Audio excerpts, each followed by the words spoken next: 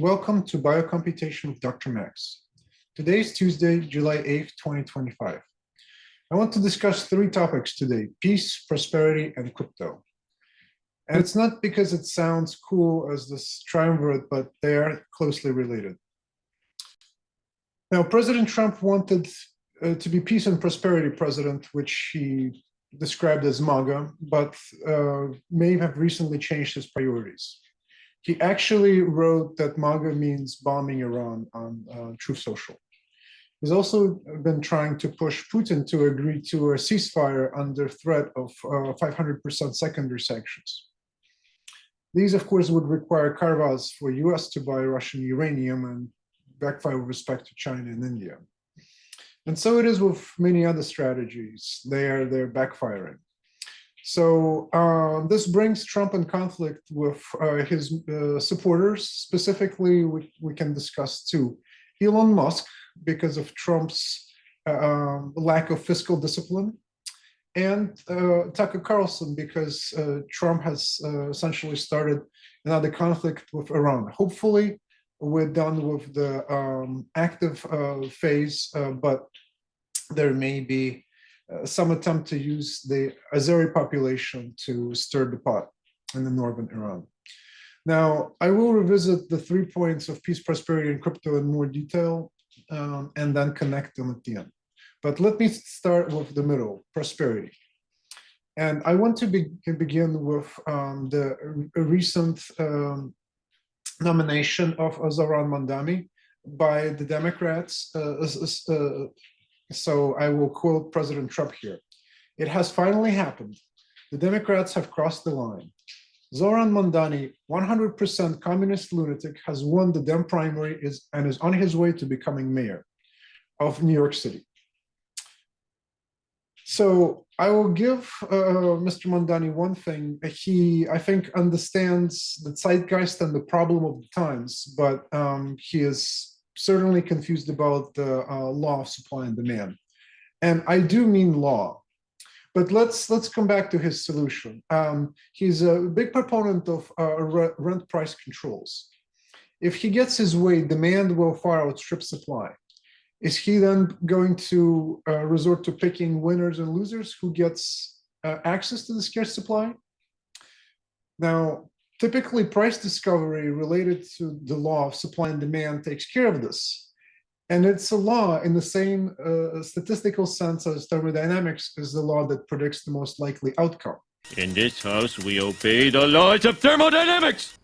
In this case, absence of price discovery will lead to deficits or scarcity. The irony of the situation is that Trump is more like in his behavior to Mamdani than he realizes, in that they're both pursuing some unworkable strategies. Of course, Mamdani wants to make rent affordable in New York City with strict rent controls. In other words, forcing landlords to artificially lower price below market value. That's not going to adequately meet the demand that results. He's not talking about introducing more supply and improving transportation. New York voters went for Mamdani because he speaks to the problem that matters. What he doesn't have is a plan that could work. Now,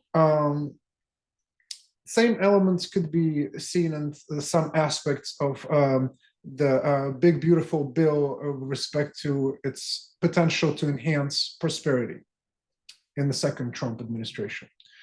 Now, the big, beautiful bill recently finally passed the House, and Trump signed it into law on July 4th. You may think that this is a great hope for American financial independence. If only it was so. The bill is rather devoid of new ideas and largely focuses on spending and cutting costs. There isn't much investment and return on investment. There's certainly no creative goals. There's continuation of Trump tax cuts, which I think is beneficial to the broad public. Regarding spending, the Congressional Budget Office has increased its estimate of what this bill will cost in terms of debt increase over the next decade from 2.4 trillion to 3.4 trillion. I think what matters here is the spending. While Biden's and Trump's priorities are very different, they're pushing different preferences on the economy, but the funding is low on return on investment. Of course, the White House is touting 1.7 trillion in savings on this bill, as I mentioned, cuts, but this is including about 1 trillion in cuts to Medicare and Medicaid. What this bill will do is ensure that U.S. will continue to accumulate debt between 2 and 2.5 trillion annually. President Trump wants to use tariffs to rescue the U.S. economy. The word tariff, properly used, is a beautiful word. One of the most beautiful words I've ever heard. It's music to my ears. And some form of military Keynesianism or investing in the military to drive up the economy. Of course, one may be reminded of a Ferris Bueller classroom scene with bored students ignoring the lecture. And it looks like we haven't learned the lesson. In 1930, the Republican-controlled House of Representatives, in an effort to alleviate the effects of the, anyone? The Great Depression, passed the, anyone? The tariff bill, the Hawley-Smoot Tariff Act, which, anyone, raised or lowered? Raised tariffs in an effort to collect more revenue for the federal government. Did it work? Anyone? Anyone know the effects? It did not work, and the United States sank deeper into the Great Depression. Tariffs are going to make us rich as hell. It's going to bring our country's businesses back that left us. We'll come back to this topic a little bit briefly, but let me now circle to the peace. That is proving harder than prominent president perhaps made appear. Specifically, the proxy war in Ukraine is failing. According to Ukrainian side, the Russian army is now 3 to 4 times stronger than it was in 2022. Mike Rutte, the NATO Secretary General, said that Russia outproduces all of NATO combined by 3 to 4-fold in terms of military arms. U.S. recently stopped sending most arms, especially anti-air, and has essentially ended a diplomatic isolation of Putin, with President Macron of France calling President Putin to nominally discuss Ukraine and Iran. But of course, the focus was on Ukraine. Speaking of the Middle East, their US contractors are now complicit in this so-called Gaza Humanitarian Foundation and are actually shooting Palestinians lining up for food parcels. Reports on the ground say that some 700 have been killed and 2,000 wounded since this humanitarian foundation has started. Of course, it's impossible to verify those numbers, but pictures abound, and the stories as well. And that's very disturbing to see people penned with wire and having to fight for a limited number of parcels in some kind of a Hunger Games simulation. It's sickening. Elsewhere in the Middle East, things are also not going to plan. After the attack on Iran by Israel and then the United States, Iran has not surprisingly pulled out of IAEA observation. The nuclear non-proliferation treaty without inspectors, of course, is impossible. Is it foreseeable that a new inspections regime could arise? Iran has explicitly stated it doesn't trust US not to bomb it again during negotiations. So kind of puts a damper in the process. And there have been more explosions in Tehran attributed to Mossad. And of course, Yemen.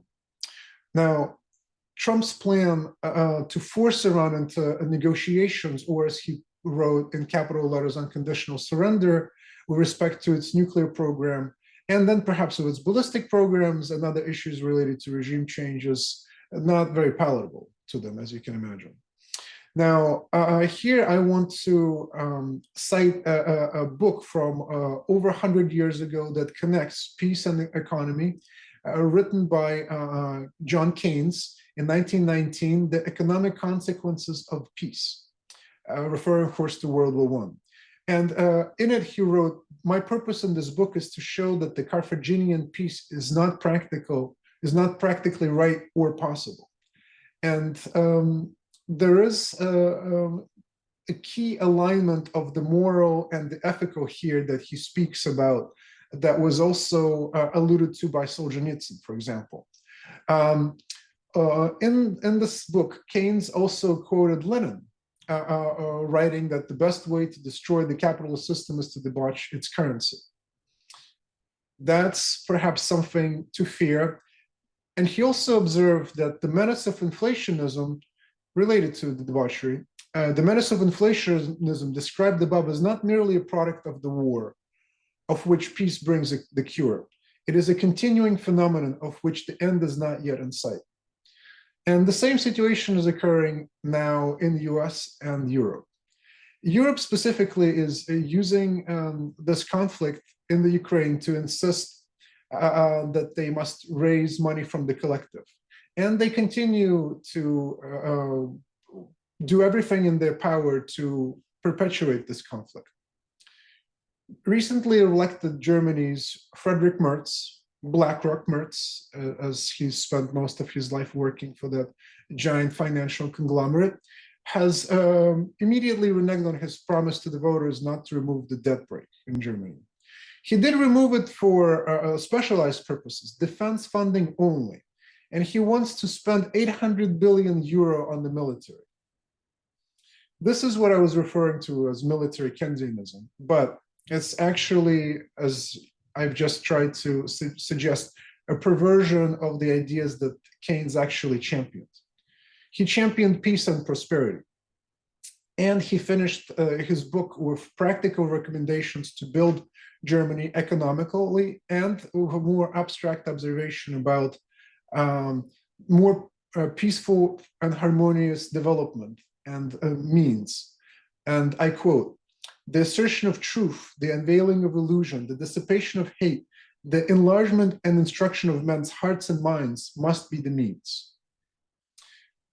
So that is not happening in EU, and also one can hardly say that Trump has embraced it.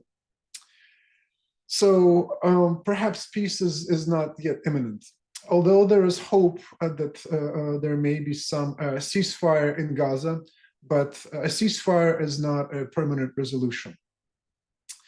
Of course, before his election, Trump promised to resolve conflicts in Ukraine and Gaza in a day. Later, he said 100 days, and still the conflicts rage and even get worse, if that's possible. So in the meantime, there is a meeting of BRICS in Brazil.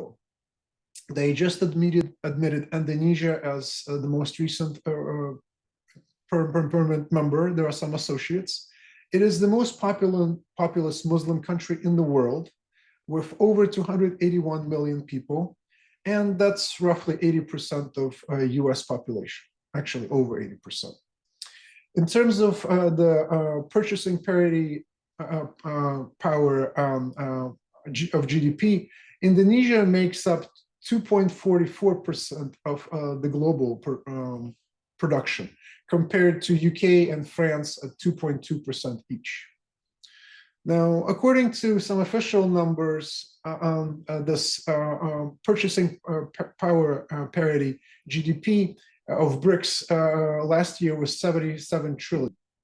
I found a more accurate estimate at 83.5, but both of them are significantly larger than what's reported for the West at 45.5 trillion.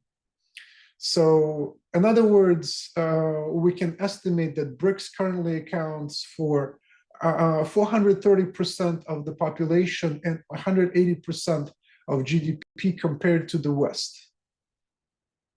So by isolating ourselves from BRICS, we're isolating ourselves from a very large part of the world. And as Trump attempts to bully the world with tariffs, these attempts are backfiring. In fact, BRICS is attempting to come up with a unified response to Trump's unilateral sanctions. They don't have a plan for the sanctions yet, but they do have a competitor for SWIFT, the international wire transfer system, and therefore the US dollar. Now, on the military front, BRICS has condemned US and Israeli attack on Iran, but the language was not particularly strong. Of course, Trump also, as I mentioned, is threatening BRICS with 10% additional tariff, which he wants to levy on all nations that cooperate with this anti-American organizations, he considers it. At the same time, on the military front, Europeans have largely acceded to his 5% GDP target, except for Spain. And Trump publicly stated that he will punish Spain in some other ways for not spending. So that's more material for this military Keynesianism. But all of this taxation without adequate representation brings us full circle, as was noted by Larry Johnson, a former CIA and State Department anti-terrorist specialist and analyst who is now a famous commentator.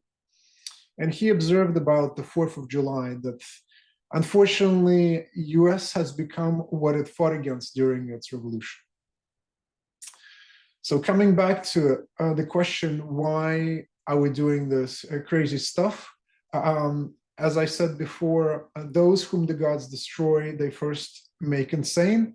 And the cause of this insanity is lack of money and collateral. And the behavior is so detrimental that it looks completely crazy. And one of the best explanations is a line from Catch-22. They are trying to kill me. So specifically, it comes from a key exchange between an officer and his subordinate who actually does the bombing missions over Germany during World War II. And the subordinate says, they're trying to kill me. No one's trying to kill you. Why are they shooting at me? They're shooting at everyone. They're trying to kill everyone. What difference does that make? So that's, I think, similar to our situation. It's not personal. We're all subject to these policies. You can consider them an economic lien. And of course, there are military implications. Now, I promised to cover crypto and connect it to peace and prosperity. So now it's time. So as of the time of the making of this video, Bitcoin is over $808,000. What's interesting is that smart investors with decades of experience, like Warren Buffett, have criticized Bitcoin and predicted that its ultimate value is zero. And of course, it has its swings, but it's been quite consistent over more than 15 years with its appreciation. And that's because it has an entirely new generation value generating mechanism, which is not recognized by the traditional school, namely the value of the network. Now, compare Bitcoin to Ethereum, which came later and added a very useful twist of smart contracts, and even Ethereum level 2, things that Bitcoin does not directly have. And yet Bitcoin, on a dollar basis, has twice the turnover compared to Ethereum. While there's no intrinsic value to Bitcoin, it has this emergent value of the network of users. And that point brings me back to tariffs. They are an anachronistic way of stimulating the economy and industries. Now, Trump likes the example of William McKinley's tariffs of 1890. There's a reason why the last precedent he has to look goes back more than half of the lifespan of the United States. Tariffs are a tax and a barrier to trade. Also, the success of that experience is highly questionable for many, many reasons, and I'll go through them briefly. First, Republicans immediately lost Congress in a landslide that year. It led, the passage of this tariff in 1890 led to the ousting of 83 Republicans and overturning of the tariffs in 1894 with a new act, which increased the sugar tax and also contributed to the conflict with Spain. So, but for McKinley himself, he was elected to office in 1897 and passed these tariffs again, and was assassinated in 1901 by a man who lost his job in the Panic of 1893. So the history is not great. And also one can note that the 1894 so-called Wilson-Gorman Act was also known as the Revenue Act because it introduced general revenue to compensate for the lost taxation in the tariffs, lost revenue in the tariffs. So there's very little of positive outcomes to the public legislation, the president of the nation in this example. So Trump's tariffs against the world and additional 10% tariffs against BRIC nations are certainly, or BRIC affiliates, I should say, is certainly reducing trade. Now, that reduction of trade and the usage of dollar is also increasing the usage of alternatives to the dollar. President Putin stated clearly that he's not against using the dollar, but the dollars were captured by the West, forcing Russia to use alternative currency. Specifically, Euroclear and United States have frozen some 300 billion in Russian sovereign assets. So BRICS is developing a BRICS space system to compete with SWIFT. And of course, US will not join. Now, this alternative to SWIFT money transfer system will not only have newer technology, it will have a bigger population base that I mentioned before, and a larger fraction of the world GDP with more financial transactions between BRIC nations, as I mentioned. And we could have it both ways by participating in that in BRICS trade. They're not saying that we have to stay out. We are staying out ourselves. So specifically, Indonesia, which just recently joined BRICS, as I mentioned, has also days ago signed a bilateral agreement with the Trump administration. And he proudly posted that on Truth Social. They were one of the 13 nations that have signed agreements with the United States so far. Now, Indonesia received 32% tariffs.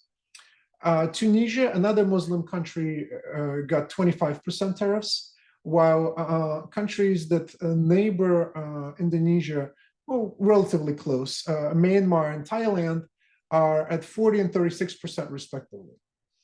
It's difficult to say what justifies this fluctuation. So we are effectively replacing a relatively free trade system with a system of bilateral trade agreements that are supposed to be more favorable, but they fractionate the market.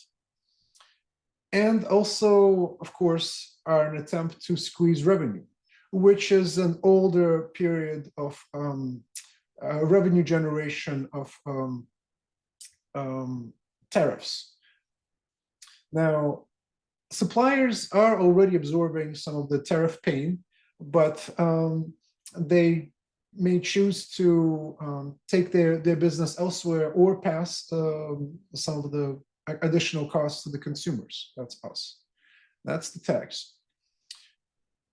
Now, today, Trump gave himself several additional weeks to sign more deals for tariffs. He said that the deadline for tariffs, which was July 9th, that's tomorrow, will be postponed till August 1st.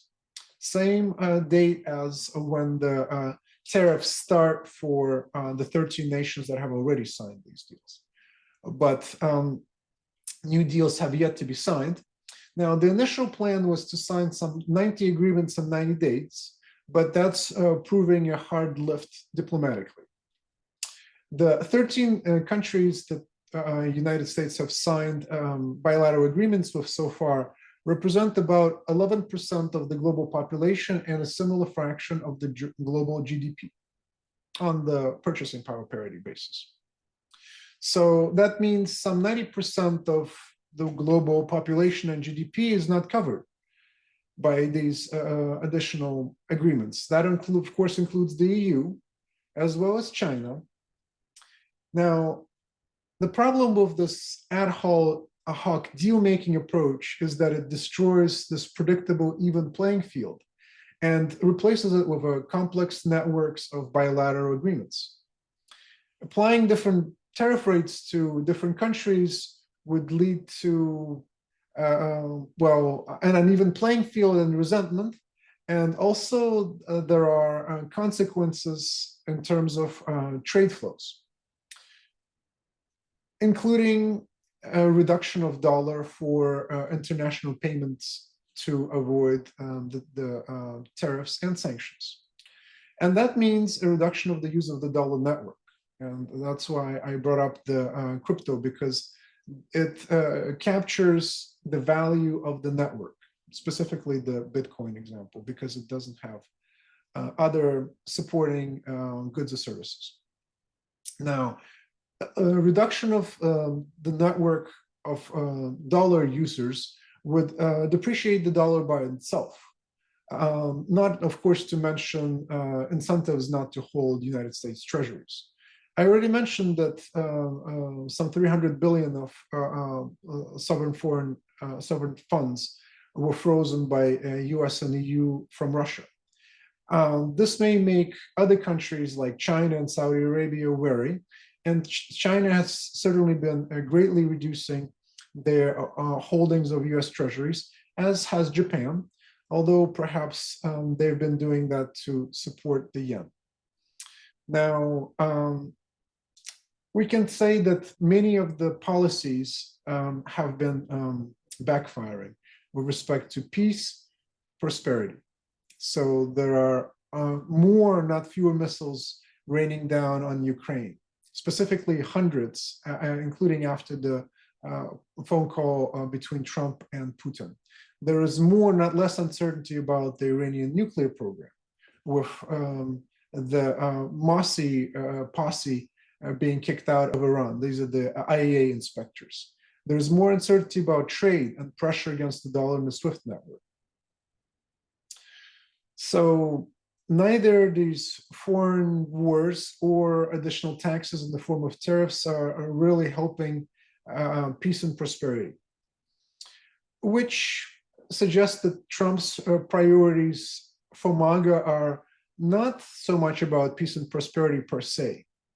And he favors continuity of policies of foreign wars and domestic spending. This is what I've previously described as favoring the empire over the republic. And this is what John Carlin was talking about when he said they don't care about you. They don't care about you at all, at all, at all. That also explains why Musk, as Trump said, quote unquote, went off the rails, and also while Tucker Carlson is being kooky. Note that in case of Musk, Trump says that Musk's problem is the elimination of the EV mandate, but Musk has never publicly pushed for it. What he has pushed for is reduction of government waste and spending, where he headed Dodge and clumsily cut a lot of programs for 100 days. The Big Beautiful Bill did not systematically remove this waste and structural inefficiencies found by Dodge, but instead passed a bill estimated to add 3.4 trillion by nonpartisan CBO over the next decade, as well as 5 trillion in debt limit increase, which would be enough to get the administration past the midterms. With Tucker Carlson, of course, the issue is the bombing of Iran, which is not conducive to peace. And when J.D. Vance mentioned it on Fox, the interviewer's jaw dropped. Now, if Trump is unable to deliver peace and prosperity by midterms and continues with additional spending, sanctions and tariffs that undermine US dollar and the network of its users, then the public will feel betrayed. Dying star, a white dwarf heading for a black hole. That's physics. It's inevitable. Now, I really hope that Trump is able to pull the rabbit out of a hat and deliver some miracles here on peace and prosperities. Unfortunately, the strategies of these administrations appear to be misguided and therefore misfiring, as would be expected. It's a mess back there. As I mentioned, with Iran, international trade, peace and prosperity all over. I want to end on a positive note. That's why I have the happy Sakura tree here. The overreach by the US government under Biden is met by a counterswing of the pendulum under Trump, but also with more spending and more overreach. Where Biden let illegals through freely, Trump is hunting them down en masse in their places of work like Home Depot, and prohibiting universities like Harvard from having foreign students. What's also very impactful, of course, is the fiscal overreach, as well as foreign and military policy. So this overreach increases our problems, but also accelerates the resolution. Of course, we may have to go through a breakdown before we get to a resolution. And that's what I was alluding with a previous video, Trump's perestroika, about this kind of economic restructuring. See link to the video in the description below.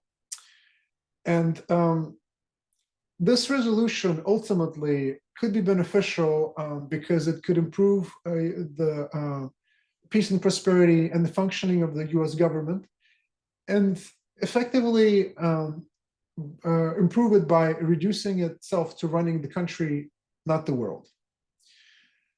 Also, I think this opens a greater role for individuals within the United States and the private sector, and this network, both internal and external, that I mentioned. So while the current situation presents massive problems, there is a great economic opportunity for people to do well by doing good. I already alluded to the area where this could be realized: healthcare, specifically key aspects of data sharing. Now I feel like I'm finally catching up on the world's events and finishing some of the presentations of the problem so I can focus on the solution next. I hope you like the content. Please like and share, and see you next time.